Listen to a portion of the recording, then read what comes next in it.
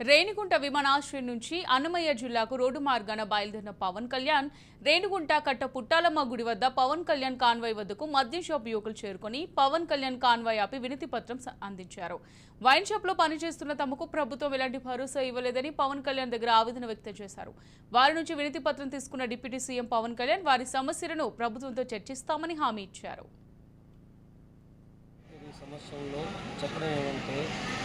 మనం గతంలో 1992లో first auto Nagar వచ్చింది.